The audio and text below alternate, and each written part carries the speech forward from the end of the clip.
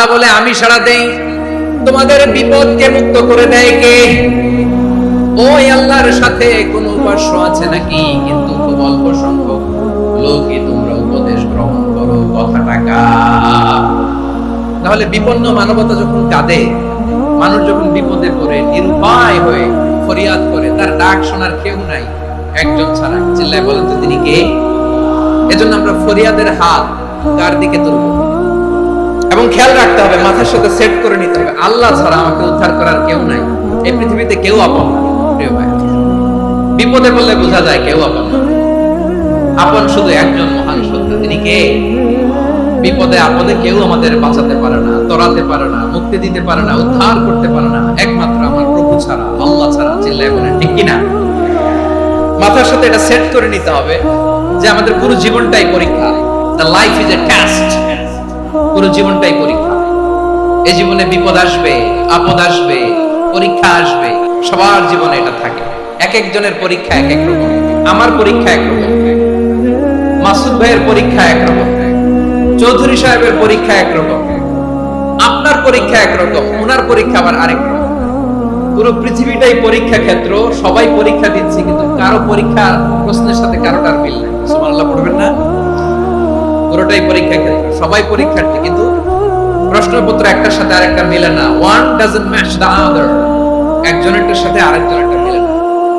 কাউকে আল্লাহ তাআলা ধনী বানিয়ে পরীক্ষা করেন, আবার কাউকে আল্লাহ তাআলা গরীব বানিয়ে পরীক্ষা করেন, কাউকে আল্লাহ অসুস্থ বানিয়ে পরীক্ষা করেন। কেউ দেখবেন যে দুরারোগ্য ব্যাধিতে আক্রান্ত, ডাক্তার বলেছে আর সময় নাই।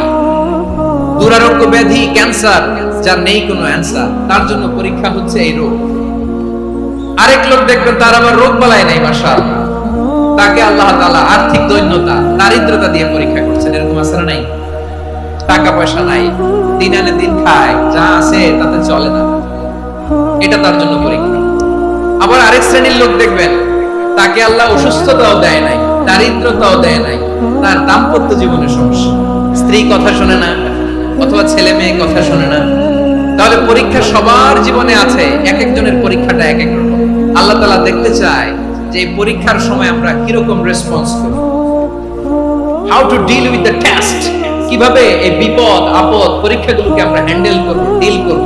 এটা হচ্ছে আজকের আলোচনার বিষয় আমার প্রিয় ভাইরা। তাহলে পরীক্ষাময় আমাদের জীবন, বিপদ আপদ পরীক্ষা, এটা মানুষের পিছু ছাড়ে না। সবার জীবনে পরীক্ষা আছে, নবীদের জীবনেও পরীক্ষা ছিল। সাহাবারা জিজ্ঞেস করেছেন, ইয়া রাসূলুল্লাহ, আইয়ুন নাসি আশাদ্দু বালাআন ফিদ দুনিয়া, এই দুনিয়ার বুকে কাদের পরীক্ষা সবচেয়ে বেশি? বিশ্বনবী বলেছেন, আল আম্বিয়া। এই পৃথিবীতে সবচেয়ে বেশি পরীক্ষা আল্লাহ তাআলা নিয়ে থাকেন নবীদের। কাদের? নবীদের।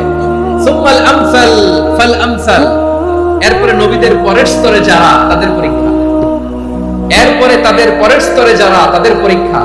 সিদ্দিকীনদের, শুহাদাদের, সালিহিনদের, আল্লাহওয়ালাদের। যার ঈমান যত মজবুত, তার জীবনে পরীক্ষাও তত বেশি। চিল্লায় বলেন ঠিক কিনা? তাহলে মুমিনরা, বিশ্বাসীরা, আমরা কি পরীক্ষা বিপদ আপদে ভয় পাই?